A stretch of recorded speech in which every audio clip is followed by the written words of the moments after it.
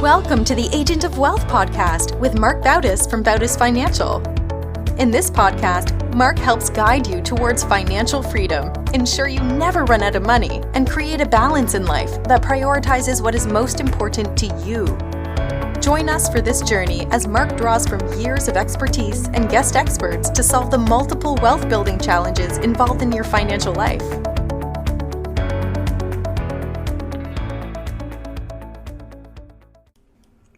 Welcome back to the Agent of Wealth. This is your host, Marc Bautis. Today I'm joined by guest Leif Hartwig. Leif's the founder and CEO of WealthVP, a subscription-based platform that matches private investors with high-quality companies seeking funding. Leif draws on 30 years of experience in the software startups and financial services industries. Leif, welcome to the show. Hey, Marc. Thanks for having me.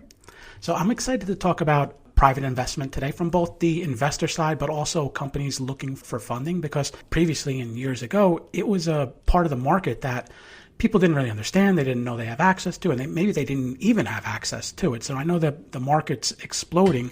How did you get involved in private investments?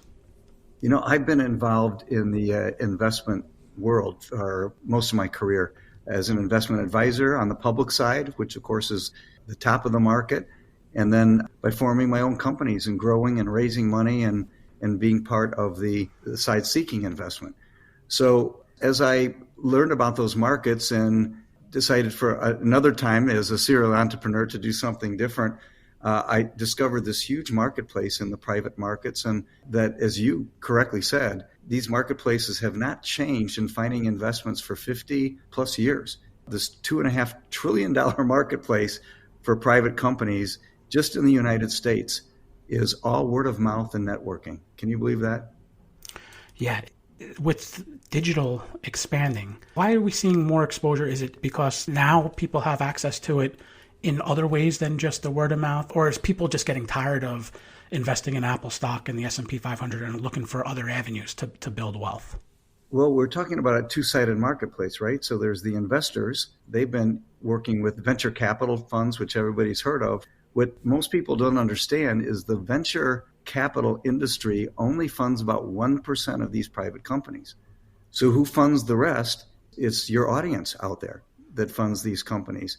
And yet they don't have the deal flow that they would like to see. In fact, they probably hear from their uncle or from another investor or a friend on how to get in. They don't know how to vet these companies and take a look at them. Where a venture capital company has easily 1,000 solicitations a month that they find. So from the investor side, there just has not been a way to find this deal flow. And that really hurts companies too, right? Because about 90% of all private companies go under because of lack of capital.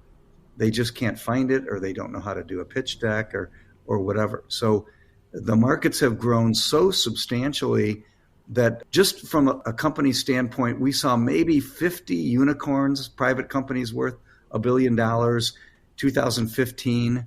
Today, there's over 1,200. There was over 5 million new startups last year. I don't know if that's because of the pandemic and people just want to work on their own, but this marketplace has just exploded. And I think that investors are kind of tired of going to a venture group that charges, there's something called 2 and 20. The venture company takes 20% of the carry or the backside of deals, and they also take 2% per year. Over a 10-year period of time, that's a 40% haircut. And so the data shows that investors really want to go directly. And I saw that the industry was ripe for digitization. And we found that the public markets, of course, have been digitized well. The bottom part of the market, crowdfunding, I think if you got $1,000 and you want to put into a company, you can do that pretty readily. But this middle marketplace that has exploded, there's really nowhere to go to get outside of your network or geographical area. So how does the platform work? And we'll take it from the company side first, right? Let's say we have a startup that needs funding. They come to your platform and they say, we would love to be on the platform or included in the platform. Is there some kind of vetting process that you have to take them through to decide whether they're actually going to make it onto the platform or not? That's correct. And just to give everybody a visual, it's like Match.com meets Shark Tank. So we have companies that we would say like are on the Match.com side that are seeking investors. And then we have the Shark Tank people that we've developed, not just individuals that come on the platform, but we have a whole community. So the community can connect each other. They can join angel groups in specific marketplaces where they're looking for things, or just have a community where they want to aggregate investors together on syndicate deals. My idea originally was if someone was willing to pay $50 a month for a date, would they pay $50 a month to meet an investor? Probably, yeah. And heck yes, right? But as we evolved, we found that, and this leads into your question, would those companies coming on a platform get an investment? And if they're not ready, they wouldn't. And we'd be the only people making money. And so what we decided to do is really come out with a great value system of, can we provide value, a high opportunity for them to get funded, and also with investors finding quality deals, they told us that's what they want. So because we only take a monthly recurring revenue from companies, it was important for us to stay outside of the SEC rules that we were not a broker dealer. We just do matching. And so we can't vet, but we could qualify, and we found 3 qualifications. This is fascinating to me. 3 qualifications that put most companies in the upper 5% of investable private companies. Number 1, that they're in revenues. So what does that mean? It means they really have a product that's being sold, and it's not just an idea. Investors want that. Number 2, investors want to put money in, but they don't want to risk their money in a way that, hey, you're going to run out of money before you make it. And the rule of thumb is 18 months of your burn rate or of your expenses given your pro forma. So you have to meet that you're raising at least that. The last requirement is the most important for investors, and that is seasoned management. That either you have to have had an exit in the past, or that you've come from the industry in which you're launching your product and have experience, and then you're attracting that experience. So those 3 qualifications, revenues, 18-month the burn rate, and experience management, puts companies in the upper 5% of all those private investable companies, in our opinion. And I guess that's something that investors can use, whether it's looking on your platform or just in general, trying to vet or qualify companies to, whether they're investable or not. Because I've seen plenty of pitch decks, and they all look great on paper, and how not all of them turn out to be. And not necessarily that, if a company passes these 3 tests, it means they're going to turn out great. But like you said, you wanted to give it the best chance of turning out successful. Great investing, and as I mentioned earlier, I spent a number of years as an investment advisor at the senior VP level. And what a good investment is you try to minimize your risk and maximize your returns.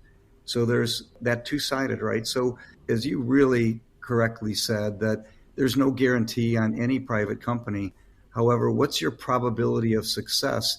And that goes up higher when you meet those 3 criteria, whether you're running the company or whether you're investing in that company. Yeah. So let's say that you are evaluating a company, it passes those qualifications, it gets onto your platform. Are they packaged up on your platform like a fund type of, or can people look and see each investment and make that decision whether I want to invest in this one or invest in that one? Great question. Yeah, it's the latter. Companies come on individually, and when they come on, we give them a lot of service. And we think in this modern day of software, it's rare that you'll find old world meets new world. And so not only will they get the platform and be able to connect with the community of investors, but they'll also get a concierge service.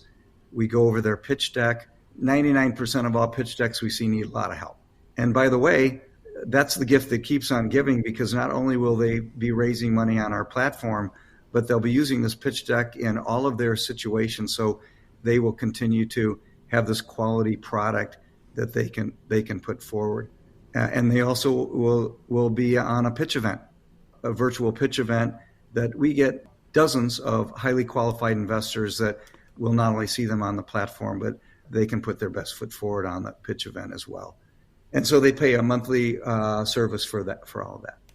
What is so? Just going back to on the investor side of things, and if you investing in, let's say, the public markets, there's this concept of diversification, and that could mean a lot of different things. But what does that look like on the private investment side, right? Everyone would love to make that one investment that 10x's or whatever hits it. But going back to what you were talking about, minimize risk and try and maximize return, how would you define, or what would you say diversification? I know it depends on the investor and how much they're investing in different things, but just to kind of broadly, how would you say someone should approach the theory of diversification on the private side?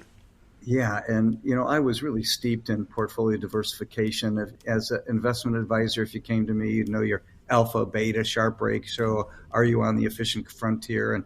And so I'm a huge believer in diversification, that if you're going to make an investment in the private markets, you really need to pick up more than one for sure. And what is that group? And it really depends. Is it 10 companies? Is it 20? Is it 5? And that really depends on your area of expertise. We have a number of investors that might invest in only 3 or 5 companies, but they only invest in the industry that they know. And so they've been able to analyze those well. That's better. If you don't come from an investment background, most likely you should be investing in some number of companies to diversify your risk. Venture capital companies have what's called a 5-3-2. 5 of the companies go under out of 10, 3 break even, and 2, they knock the cover off the ball. And so I would say that your success rate is going to be similar to that on our platform, that you are going to have to diversify your investments and invest in more than one. In coming years, we will have groups of companies that you can invest in all at once, but we're not there right now. We're just on a narrow scope of the market of what people are asking for, one company at a time. But in the future, I think that makes a lot of sense for us and for investors. I like it. It's like the Peter Lynch method of investing. Invest in what you know. Exactly. Is there like a secondary market? So let's say someone does invest, and I know a lot of times if you invest, there may be something that says your money's illiquid until there's some kind of exit event or something happens. Can someone, if they want to get out of an investment, is there a market to sell their shares on your platform or actually anywhere? No, there's not. We don't do actually any buying or selling on the platform. We match the investors up with the individual, and they get to take it from there. However, I think you're asking a great question that's a broader question to this private market and the middle markets. They've exploded so much that we're seeing a great effort made by many companies out there to have secondary markets in the private markets. Because in the past, you would find investors would get into a company and then they would say, gee, we'd like to get out. The company's doing well, but there's not a liquidity event that's happened yet. And so we are finding that there are groups out there that are forming secondary markets, being able to sell what you said, a secondary market. And we see some very large companies in the exchanges trying to figure out an exchange for private companies. That's not something that we do, but it is something that's growing and developing in the middle market. And I think over the next 3 to 5 years, we're going to see more work in that area where people can have a liquidity or an exit event separate from the private company exit event. Going back to the business side and where the company is looking for financing or capital, can you take us through, and I know you mentioned the 3 criteria, and one of them is that a company has revenue and actually has a product or a service or something where it's generating revenue. But can you take us through the typical stages that a company goes through from idea to when it starts raising money, and the different stages of raising money and who typically gets involved in each of those stages? Yes, thanks. I think it's a really misunderstood part of how do you, and I'm gonna come from the company standpoint, but as I'm mentioning this will be great for your investors too out there, because they can understand what a company goes through. When you first come up with an idea, that probably most of us out there have had this, fantastic idea of how do we want to build a company, and we could make $1 billion by doing this. So you go through the thought process, then you develop the product in your mind, and maybe you develop a prototype of that. During that time, you're probably, working your day job and developing this thing until you get to a point where you say, wow, it's time to fish or cut bait. I've either got to do this or not, but I don't have the money to do it. So right now that's called pre-seed stage. used to be called seed, and everything's kind of moved up a notch and replaced, the upper tiers. So the pre-seed series round is what we call friends and family. And that's really what you need to be doing, is going out to people and within their network and raising whatever that minimum amount is to get to the product that you have a real product that can be saleable. So it's typically pre-revenues, and that's called pre-seed. How much you need to raise just depends on, do you need a lot more people? Do you need a lab? Do you need facility? Do you need some sort of manufacturing goods and services? So it could vary from maybe as little as $100 or $100,000 to maybe $1 million. Somewhere in that range is typically the pre-seed. The next stage up is that you're now in revenues, and now you're a seed stage company. The seed is the old Series A, which is the next level up. And we're seeing an average of about $5 million raised in that area. So it could be anywhere from maybe a couple $1 million, again, noticing your 18-month of burn rate, that's how you figure it out, up to maybe several $1 million that's in that phase. One question is, the seed round, are the companies still doing typically a convertible note at that point, because they don't really, they want, there's protection for both the company and the investor. And because I think that's one thing, you see people see Shark Tank and they see, all right, it's a straight equity investment. But the reality is a lot of times you don't get to that phase until further down the road. Yes. We see the most predominant type of security as a convertible note or a safe note. There's called a lot of different things. And what that is the company is saying, we really don't know what the value of our company is. We think it's worth this, but what we'll do is we'll have you invest money in us in a note that has an interest rate, it's typically a little lower, and that note will convert into the stock into the next round when you have really people that know the values the next round. They'll get, let's say the company's worth now $20 million, and this new investor is going to come in with $5 million, and it could be a venture fund, and they really know the values. So, but right now we're saying we really don't know the value, so that what you're buying will convert into the next round and will give you a discount on the next round. So you were in earlier, took more risk. We're going to give you a 20% discount on that next price, which is pretty fair, right? So if they valued the company, the new one at $20 million, your note converts into a $16 million pre-funding valuation. And most investors would say, yeah, I like that. And in the meantime, I get interest while I wait. Also, a note in a liquidation preference in the company, if something were to happen or go under, the debt holders get their money before the equity holders would get preferred or common stock. So yes, that's typically done in a convertible note. Is that cap that you were talking about, whether it's the 20 million, 16 million, is that in the convertible note, or is there something in the convertible note that says you will get a 20% discount on whatever the next round is? The price of the stock is not in the convertible note. Companies really don't know what that's going to be worth. However, what you see in a number of notes is they will give a maximum cap that you will get in. For instance, the convertible note will say, I'll give you a 20% discount on the next offering, or we'll cap the company of what you can get in at $10 million. So even if the next round is 20 million, you're still getting in at 10.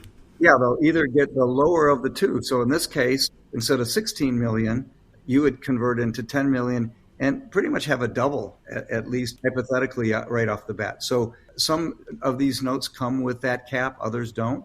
But I would say most do at the seed level. And at the seed level, are they getting into the VC companies, or is this a place where your platform comes in and provides a market? So really, this is a step out. You're now trying to find people with greater amounts of money, unless your network has that, but most don't. What we found is that this is a really difficult level, and it's where companies either succeed or fail. They need to find money, but let's say that you are raising $1 million in this next seed round, and you set your limit at $10,000 minimum. If everybody came in at that, you'd have 100 people you'd have to sell. And even BlackRock only gets a 30% close rate. So let's say you could do as well as 10% of all the people you pitch comes in. You have to pitch 1,000 people. Yeah. It's almost impossible. So you need to set your limits higher, maybe at the $25,000, $50,000, $100,000 limit. And then you need to seek out those organizations or those networks that have those types of investors. And those types of investors typically have to have 10, 25, $50 million of assets under management to be able to afford a $100,000 investment. So you truly need to seek out at that level higher investors so you could still work with your network. But what I found, you get what you ask for. So if you ask for $10,000, that's what you're going to get. If you ask for 50 or 100, that's who you start attracting into this new investment world. And to some of your companies out there, that sounds like a lot of money, but it's really, in the scheme of things with our investors, it's a relatively a low amount for an investor to come in. Okay. So let's say they do go through that seed round and then, companies still continuing to grow. What's next there typically after that? That's an A round. And then you go from A, B, C, D on out. The A rounds are typically now at $10 million average amount, $10 to $15 million. But they want to see now more revenues, right? They want to reduce their risk. And so if you're a SaaS company, software as a service company, they're looking for maybe $5 million in annual recurring revenues. When you get to 10 million, that's when you become very interesting to most every venture company. But still, it's a really low round. And even though that 15 million sounds like a lot of money, truly when you have these multi-billion-dollar VCs, it's a relatively low amount for them. We're finding family offices, and some of you in your audience haven't heard that term before, but basically it's some guy or gal that exited their company with a lot of money, and now they've decided they're going to use this money as their business for investing. And so the family office then will look for these private investments, both in real estate and in private companies, and they will start selecting those. We think that our platform is better, faster, less expensive. Instead of having to build an organization and paying hundreds of thousands of dollars and a lot of time and effort, you can go to our platform and get deals and have concierge services and see pitch events and do all that. In this series, A rounds is what family offices and ultra high net worth people are valuing our platform because of the ease of use and the deals that they see. And then the companies also like the fact that they can get $100,000 minimum investment versus having to go out on their own. And typically these companies are just brilliant at what they do, but it's typically not raising money. Right. I know from the investor side, everyone's interested or eager to hear about what is the liquidity event and when they can get their money back. I think typically you hear about the company could get acquired or the company goes public. What are some of the trends you're seeing now on both of those stages in terms of where does it fall in the life cycle of the company? Are companies getting acquired later and later? Are they going public later and later? Or is it kind of just as it's always been?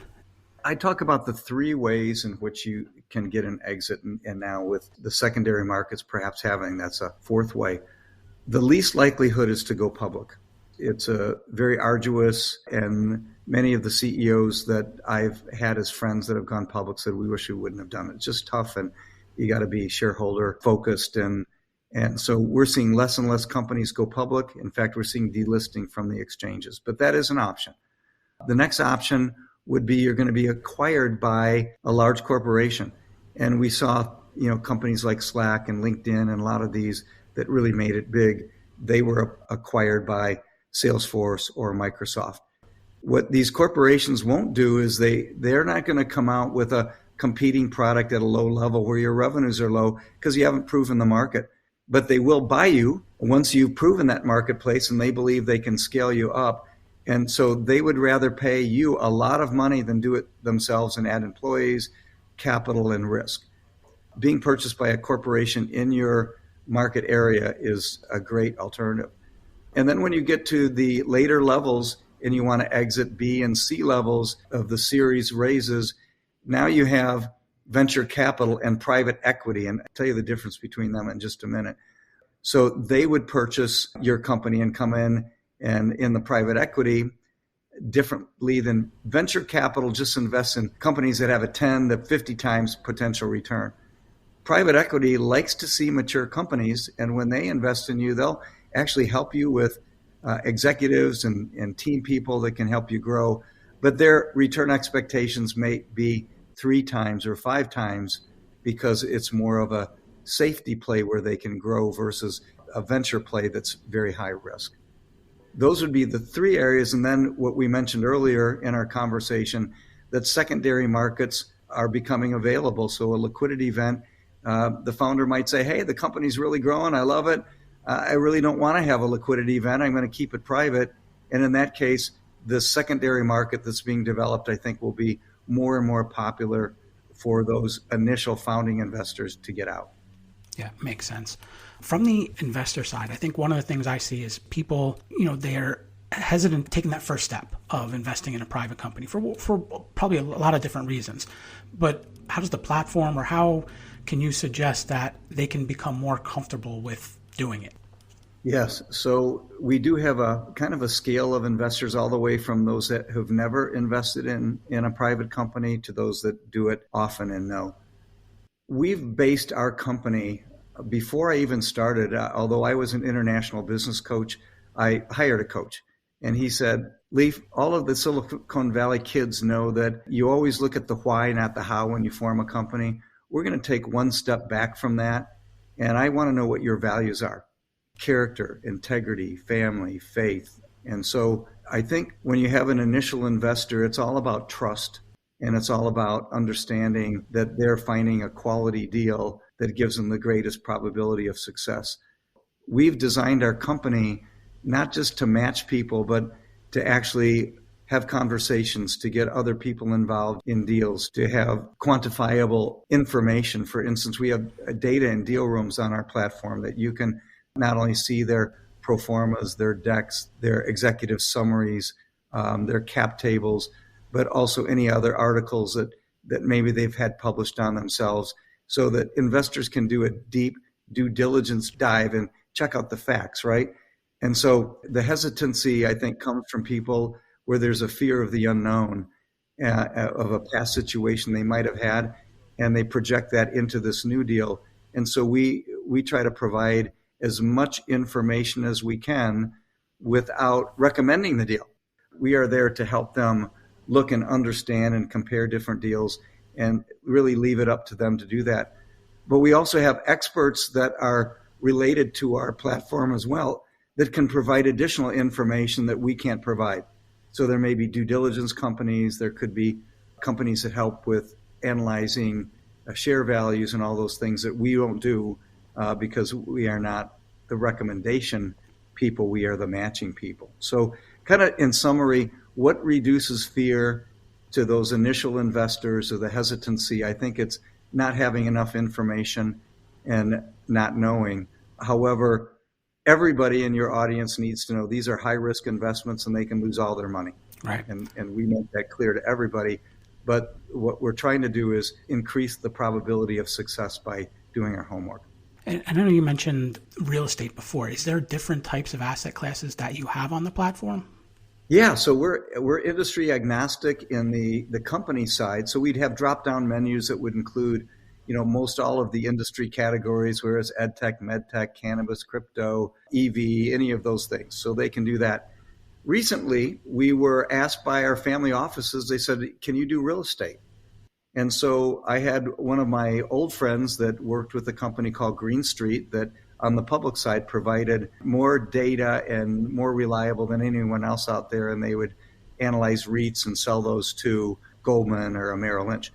So he's come to work for us, and we've identified 3 additional categories that are just real estate. And what we found is that our investors wanted some tax advantage deals. For instance, if you have a property that you've sold, you've got 180 days to put that money back into another real estate property called a 1031 exchange. And you can avoid the capital gains taxes and defer that sometime in the future. So that's one category. Another category, it will be opportunity zones, which not only can you do that deferral, but the rules are pretty complex, but if you hold it for certain periods of time, you can actually eliminate some taxes on the earlier deals by getting into these opportunity zones. And the third category is what we call non-taxable deals that just be growth deals, but they don't have the deferral. But we all know that real estate has additional tax advantages just on its own. So those would be the three categories that we're just now developing on our platform with those matching features. Great.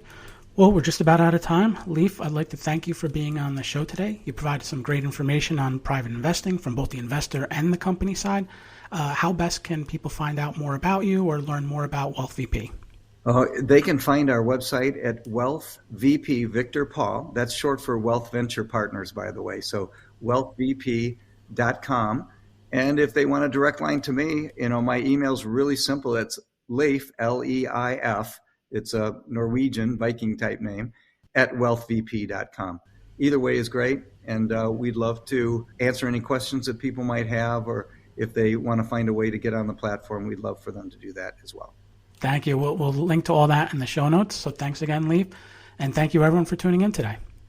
Don't forget to follow the Agent of Wealth on the platform you listen from and leave us a review of the show. We're currently accepting new clients, and if you'd like to schedule a one-on-one consultation with our advisors, please do so at bautisfinancial.com/call. Thank you for listening to the Agent of Wealth podcast. Click the subscribe button below to be notified when new episodes become available. The information covered represents the views and opinions of the guests and does not necessarily represent the views or opinions of Bautis Financial. The content has been made available for informational and educational purposes only and is not intended to be a substitute for professional financial planning and investment advice. Always seek the advice of your financial advisor or other qualified financial service provider with any questions you may have regarding your investments and financial planning.